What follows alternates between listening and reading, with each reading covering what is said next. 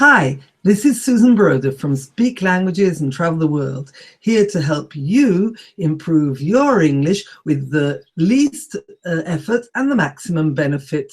In fact, if you want to practice very easily, click on this card here and you can download my free fluency exercises, which will help you to practice your English without taking precious time away from your family and your free time commitments, because you can practice them whilst commuting, going to work, or doing household activities which are normally boring otherwise.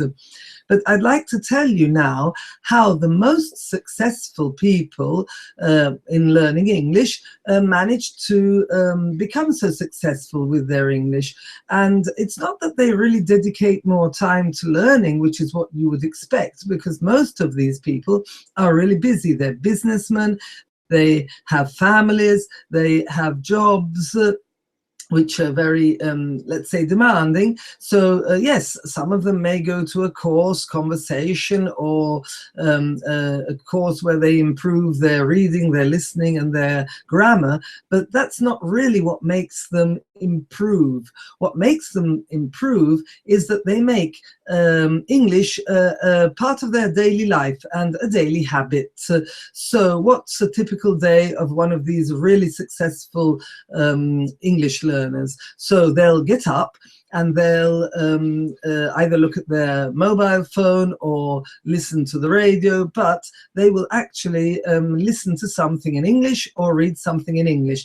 Now, for example, the BBC has a wonderful app that you can download on your phone, on your iPad, and it gives you the latest news in very brief pieces that you can read, just, skim over it, and you just get an idea.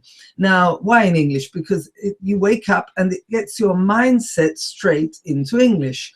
So you can quickly look at that.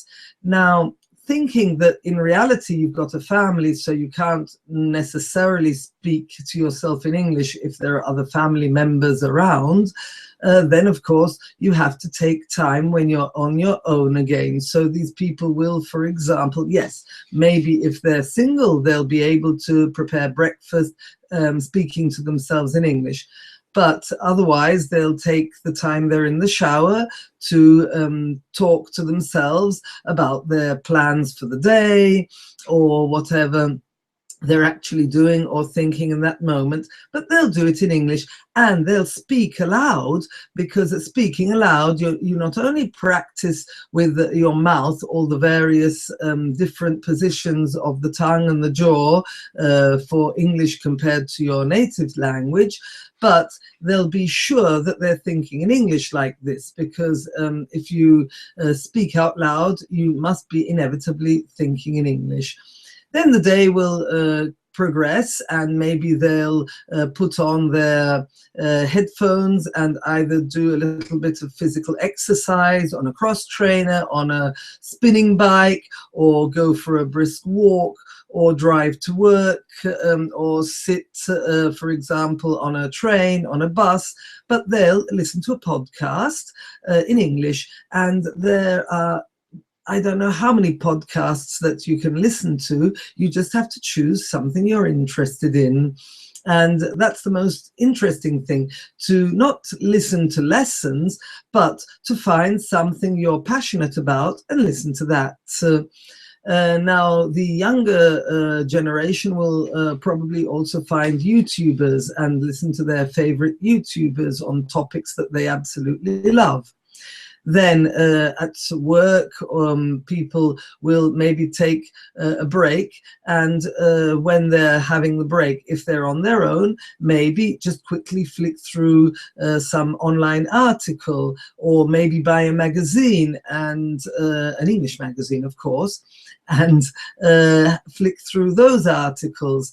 So by the time some of these successful English learners get home, they've already invested quite a few minutes, I would say almost half an hour at least, in their English learning. And the day is not over, there's the evening. So if you're a single, you can definitely watch a film in English in the evening.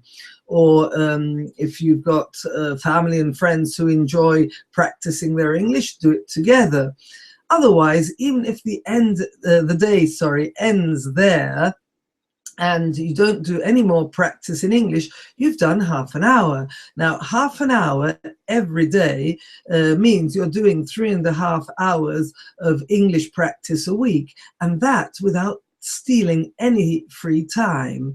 So the idea is to surround yourself in English, immerse yourself in English, and if you can also put your computer settings into English, your social media settings into English, your iPad and mobile phone settings into English, all the better. That's not always possible if you're sharing, for example, a computer with other people. But the more you surround yourself in the language, the better. Okay, so I hope this information was very, very useful, because that's what the most successful English learners do. They make it a daily habit, and that's what I recommend you do. And don't forget, if you haven't already done so, to get my free fluency exercises. You can also click the link in the description below. And don't forget to subscribe as well, because that way you'll know when I'm uploading more videos, which are various nature, of course, not only helping you to find strategies for learning English, but actually giving you information on grammatical or technical details of the English language. Okay, so I think that's all for now, and see you again tomorrow. Goodbye. Bye.